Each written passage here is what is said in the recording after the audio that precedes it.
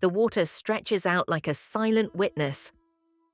Calm now, but once it carried stories of loss, survival, and new beginnings. In 1922, these same shores of Corinth received a wave of humanity fleeing one of the most devastating upheavals in modern Greek history: the burning of Smyrna and the destruction of many other cities, towns, and villages of Asia Minor.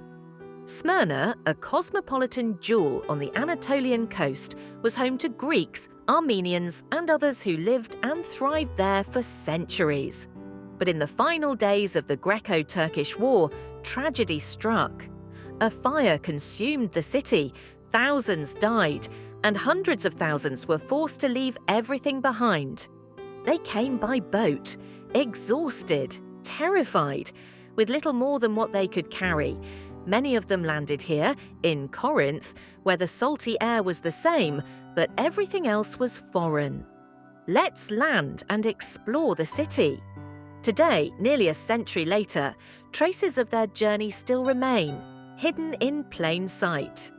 Here, in these weathered homes and modest courtyards, you can still feel echoes of Smyrna.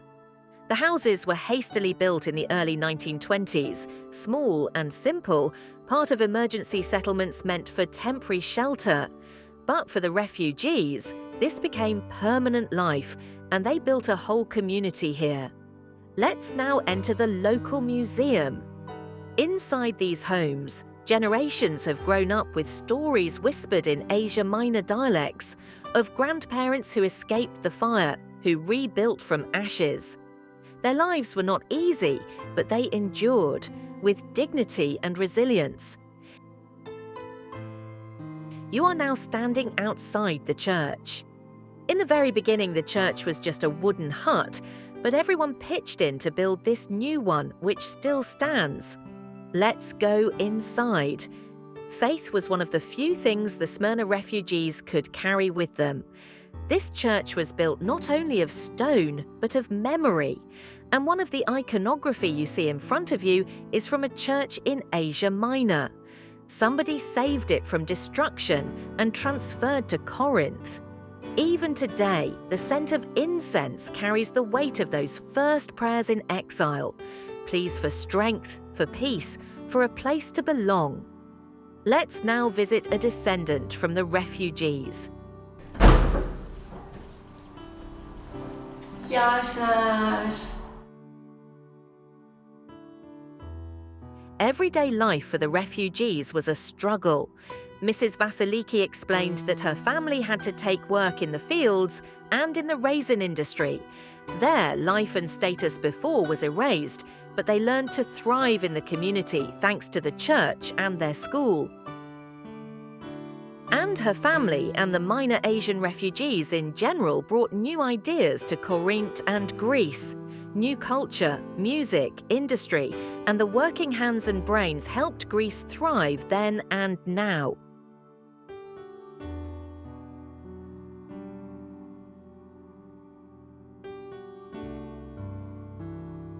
As we walk through the streets of Corinth, many stories could be told, but one of the most fantastic is how the Corinth orphanage fought malaria. Over 2,500 children found a home in the Corinth orphanage. And in 1923, malaria and diseases in general was a big problem in the whole refugee community. Therefore, the nurse Emma Cushman decided to do something.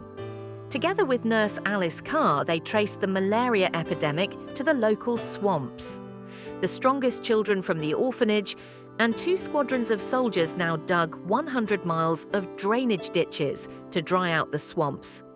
An incredible achievement that killed malaria in Corinth. So now, 100 years later, the surroundings have changed, but the story remains, and new refugees arrive on Greek shores. Fleeing war, poverty, persecution, like those from Smyrna and Minor Asia in 1922, they too carry trauma and hope. The sea that once brought sorrow now reflects the sun. Time has not erased the pain, but it has taught us something deeper. that in every wave of refugees, there are stories of strength, culture, and humanity waiting to take root, if we let them. And maybe, just maybe, remembering the past can help us find compassion in the present.